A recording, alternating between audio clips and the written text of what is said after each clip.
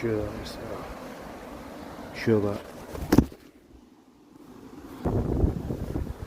that's I'm sure that's a brown trout, but I might be wrong. But I'm going to cast a line across there. It's the spinner that I'm using